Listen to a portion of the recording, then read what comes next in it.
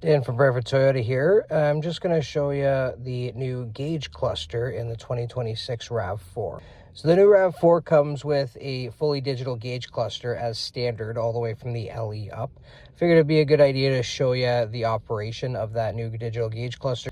So when you start with the vehicle, this is what it'll look like.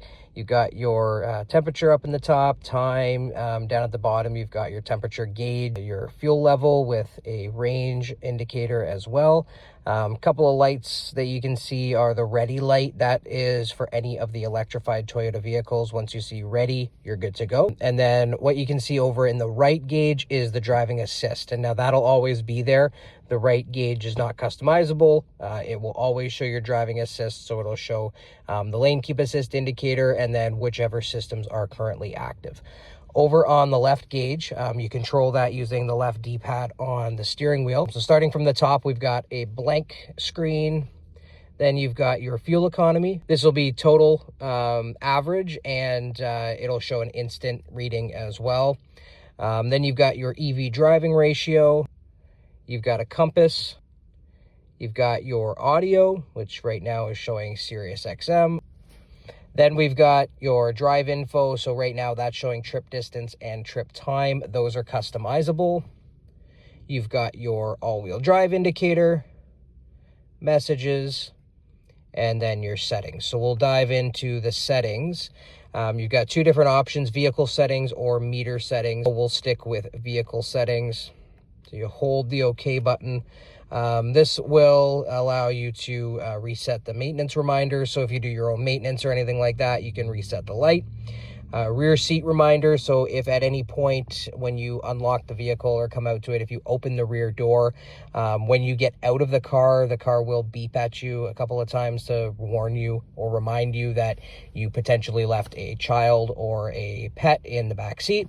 And then you can change the volume of that warning. We've got meter settings as well. Hold OK. You go into there. You can change the language. You can change the units. There's a couple different options. Meter type. So that is going to let you customize the different meter designs that you can switch through. These are the names of them. So you've got simple, 1 dial, 2 dial, navigation, driving assist, and eco. So you can come in here and you can change different pieces of information that are displayed when you are using each of these. So yeah, dial type, like you can have it show the hybrid system or the speedometer. So then you can also have it turn on or off the EV light. That's just letting you know when the vehicle is running as an EV. Displayed information, so you can have it show you the fuel economy in a different kind of way. You can change that to trip average, tank average, just in case you like to see different pieces of information. It is very customizable. You can change drive info items, trip A items, trip B items, and pop-up display. You can have that on or off, and then if you just want to reset it to default, right there. All right, so back at the main screen here, there are different views that you can have now. So when you're on the main screen, you just hit side to side. Like I said, this gauge is fixed now. It's not customizable. So you can see this one here is simple, just the speedometer and your driving assist there. No other distracting pieces of information. If we go over 1, we get 1 dial. So that puts the tachometer, hybrid system, or speedometer as a 1 dial. The way it's configured right now is digital speed in the middle, and then the dial will be showing you the hybrid system. That'll act like the hybrid system indicator in any other Toyota hybrid.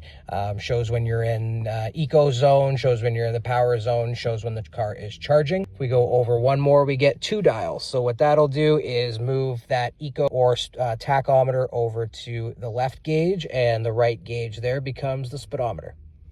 And you still get your digital speed in the middle. We go over 1 more. You get navigation. Now that one right now doesn't show anything, and I won't be able to record if I've got my phone set up to the navigation. So I will interlay some videos here to show you what that looks like.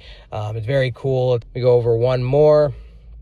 We've got the driving support. So what that does is it moves your driving support right over to the middle. So it's a little bit more prominent, moves the speed right up to the top. And then our last one is eco. So that's just going to show your fuel economy and a little bit more of a detailed view. It'll show your entire drive up to the last 30 minutes. So you can kind of see your fluctuations in fuel economy. And then right back to the beginning there.